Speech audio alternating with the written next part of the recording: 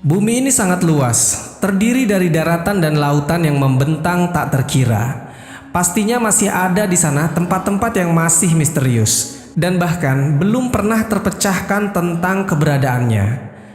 Di video kali ini kita akan bahas tempat-tempat tersebut berdasarkan apa yang ada di dalam Al-Quran. Untuk itu, di video kali ini kita akan membahas tentang 5 tempat misterius dalam Al-Quran yang belum ditemukan.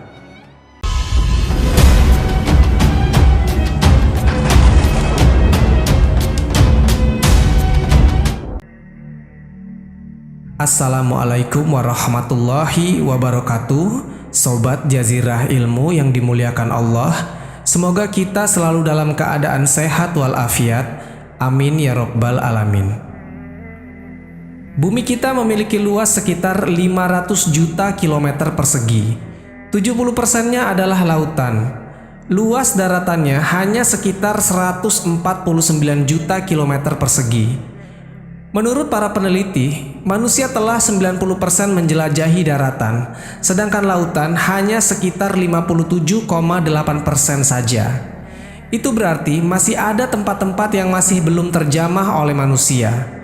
Ini yang menjadi menarik untuk dibahas. Apakah tempat-tempat yang belum terjamah tersebut merupakan salah satu dari tempat yang misterius yang ada di dalam Al-Quran dan hadis?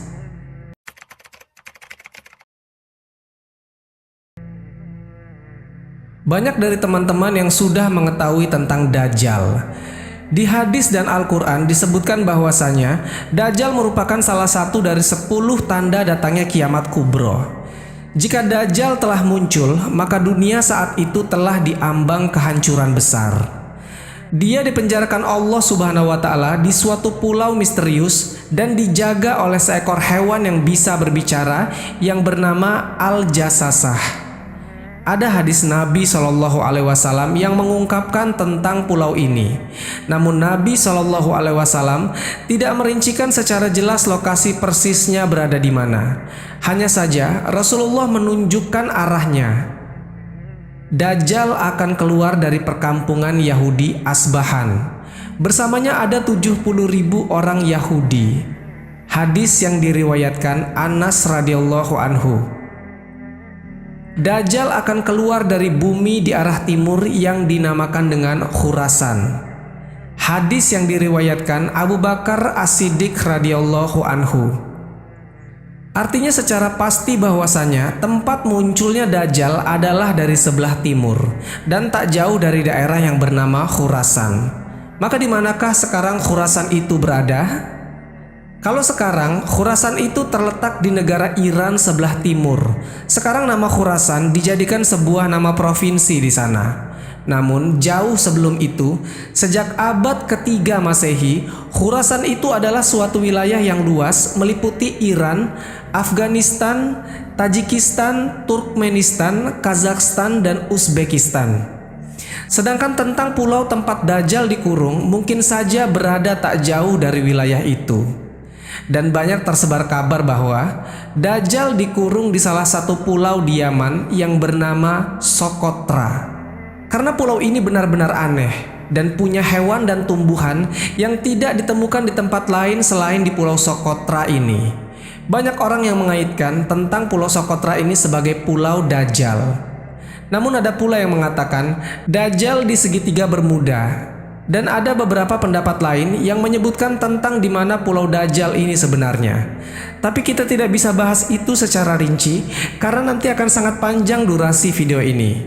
Intinya adalah sebuah petunjuk bahwasanya tempat Dajjal di penjara adalah di sebuah pulau.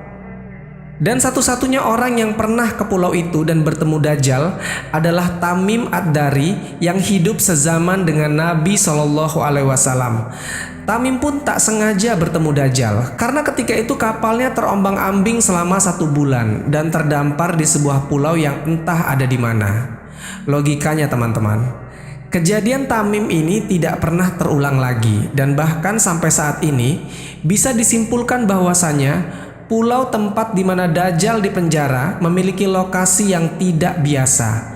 Atau bisa juga dibilang dia bukan berada di dimensi manusia, makanya tidak bisa ditemukan.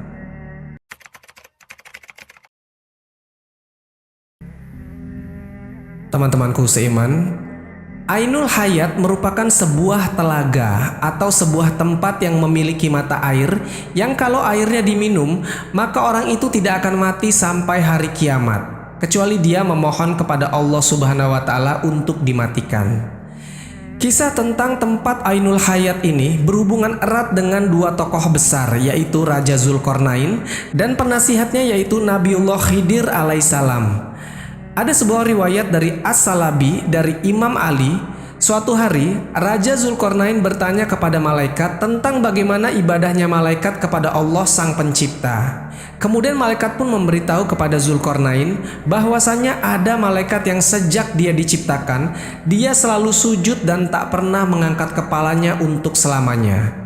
Karena dia tidak mau menyia-nyiakan waktu untuk selalu beribadah kepada Tuhannya. Maka Zulkarnain yang mendengar penuturan dari malaikat itu, dia menjadi tertarik. Sebab Zulkarnain ingin hidup abadi supaya dia bisa lebih lama beribadah kepada Allah Subhanahu wa Ta'ala. Lalu dicarilah telaga itu oleh Zulkarnain dan Khidir alaihissalam beserta dengan pasukan kerajaannya. Kemudian mereka menemukannya di tempat terbitnya matahari. Tempat itu digambarkan sebuah tempat yang gelap, namun bukan seperti gelap malam hari, tapi gelap karena ada semacam asap atau kabut tebal. Dan singkat cerita, yang meminum air dari telaga itu hanyalah Nabi Khidir alaihissalam. Zulkarnain tidak meminumnya. Makanya ada khilaf dari para ulama. Ada yang mengatakan bahwasanya Nabi Khidir masih hidup sampai hari ini. Tapi ada juga yang mengatakan Nabi Khidir sudah wafat. Kemudian pada abad ke-14 ada seorang penjelajah yang bernama Juan Ponce de Leon yang diutus oleh seorang raja yang bernama Raja Ferdinand. Ponce de Leon ditugaskan dalam memimpin ekspedisi pencarian mata air keabadian atau dalam Islamnya disebut dengan Ainul Hayat. Tapi sampai akhir hayatnya, Ponce de Leon tidak menemukannya. Dia tewas karena dipanah oleh suku pedalaman dari India. Artinya teman-teman, tempat ini masih misterius sampai hari ini. Bayangkan saja, jika tempat ini sudah benar-benar ditemukan, pastilah orang-orang di seluruh dunia akan meminumnya dan tak akan lagi takut akan kematian. Allah Subhanahu wa Ta'ala memberikan apa yang kita butuhkan dan bukan apa yang kita inginkan.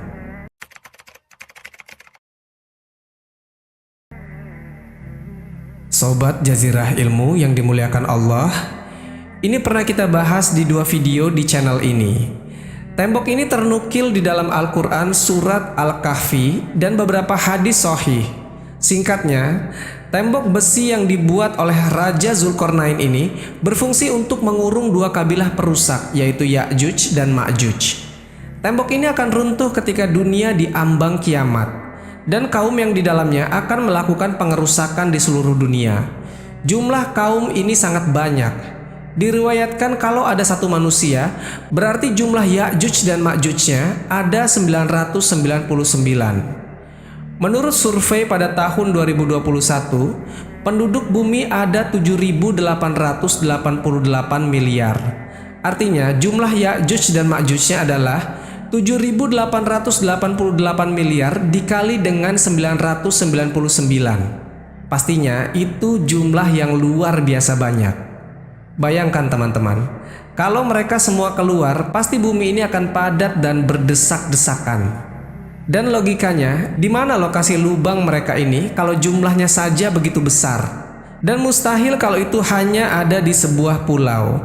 Untuk jumlah sebanyak itu dibutuhkan minimal sebuah benua yang sangat luas.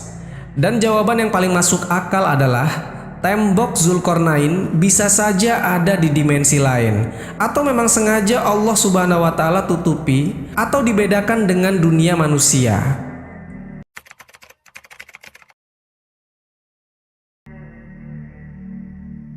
Teman-temanku seiman, tadi kita bicara tentang pulau, telaga, dan tembok misterius. Kali ini tempat yang misterius adalah sebuah gunung. Kisahnya pernah disabdakan Nabi SAW ketika sahabat beliau yang bernama Abdullah ibn Salam tengah bertanya kepada Nabi SAW, "Ya Rasulullah, dengan apa bumi ini bisa tenang?" Nabi SAW bersabda, "Dengan beberapa gunung." Kemudian Abdullah ibn Salam melanjutkan bertanya, "Lalu dengan apa gunung-gunung itu dikokohkan?"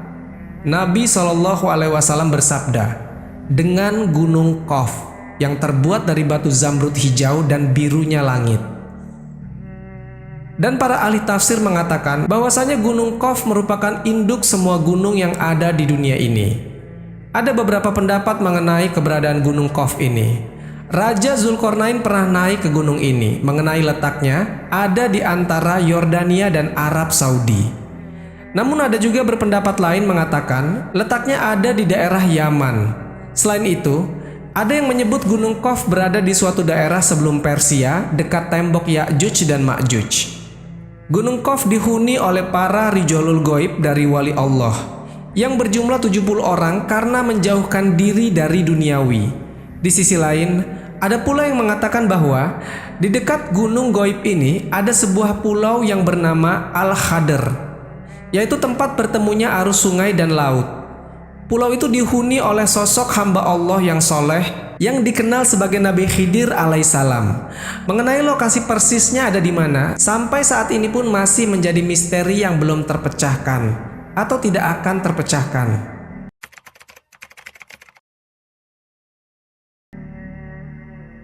Kalau dinilai dari sisi kekayaan, mungkin sultan-sultan dari Indonesia tidak ada apa-apanya jika dibandingkan dengan Raja Sulaiman. Nabi atau Raja Sulaiman adalah sosok orang terkaya sebenarnya. Dia berkata, "Ya Tuhanku, ampunilah aku dan anugerahkanlah kepadaku kerajaan yang tidak dimiliki oleh siapapun setelahku. Sungguh, Engkaulah yang Maha Pemberi." Al-Quran Surat Shad ayat ke-35. Dikatakan kepadanya, "Masuklah ke dalam istana." Maka tatkala dia melihat lantai istana itu, dikiranya kolam air yang besar, dan disingkapkannya kedua betisnya. Berkatalah Sulaiman, "Sesungguhnya ia adalah istana licin terbuat dari kaca." Berkatalah Balkis, "Ya Tuhanku, sesungguhnya aku telah berbuat zolim terhadap diriku dan aku berserah diri bersama Sulaiman kepada Allah, Tuhan semesta alam." Al-Quran Surat An-Naml ayat ke-44. Saking luar biasanya bentuk dari istana ini sampai-sampai ternukil di dalam Al-Quran. Menurut beberapa para ahli sejarah, istana megah Sulaiman dibangun oleh manusia dan bangsa jin. Makanya, istana dari Nabi Sulaiman ini istimewa. Tidak bisa jika dibandingkan dengan bangunan-bangunan modern seperti sekarang ini. Istana Nabi Sulaiman disebut dengan Solomon Temple atau Kuil Sulaiman. Hal ini sesuai dengan literatur bangsa Yahudi. Istana Nabi Sulaiman alaihissalam sekarang sudah tidak ada lagi alias sudah runtuh. Yang tersisa hanyalah tembok sebelah barat dari bagian kuil. Bagi orang Yahudi, bangunan ini dinamai Kuil Wailing Wall atau tembok ratapan. Nah, selama pemerintahan Hizkia, perluasan tembok ini dilakukan sampai ke arah barat, yang sekarang kita kenal dengan nama Kota Lama Yerusalem. Pada tahun 2005, seorang arkeolog bernama Eilat Mazar menemukan sisa-sisa peninggalan kerajaan Nabi Sulaiman. Dia menemukan situs pintu gerbang dengan lengkungan setinggi 18 meter yang dinamakan struktur batu melangkah. Maka karena ditemukan benda-benda itu, mereka melakukan penggalian besar-besaran sampai ke Masjidil Aqsa, yang akhirnya memicu kemarahan umat muslim di seluruh dunia karena ditakutkan sebab dari penggalian itu akan merubuhkan Masjidil Aqsa. Lalu 2 tahun kemudian di tahun 2007 ditemukan kembali reruntuhan bangunan yang mereka yakini sebagai reruntuhan kuil Nabi Sulaiman. Kuil itu berada di sebelah Masjidil Aqsa. Walaupun bangunan kuilnya sudah terlihat hancur, para ahli sejarah yakin kuil Nabi Sulaiman masih bisa diangkat untuk dilihat. Dan di lokasi yang sama ditemukan beberapa peninggalan-peninggalan seperti keramik dan perabotan yang terkubur selama ribuan tahun. Menurut mereka, penemuan ini dianggap penting untuk mengetahui peradaban dan kemajuan yang telah dicapai manusia di masa Nabi Sulaiman dan Nabi Daud alaihissalam. Kuil atau istana Nabi Sulaiman ini, teman-teman, merupakan lambang dan simbol kekuatan serta sebagai bentuk pengakuan atas bangsa Yahudi kepada dunia, sehingga sangat berguna bagi kaum Yahudi. Ya, pada intinya mereka mau mencari kuil Sulaiman dengan cara menghancurkan Masjidil Aqsa, yang merupakan salah satu tempat yang dimuliakan Nabi kita. Wallahu a'lam bishawab. Jadi itulah kisah tentang 5 tempat misterius dalam Al-Quran yang belum ditemukan.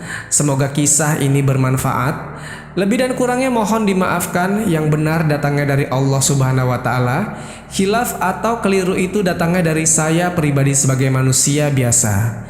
Sampai ketemu di kisah-kisah seru yang penuh makna selanjutnya. Saya akhiri. Wassalamualaikum warahmatullahi wabarakatuh.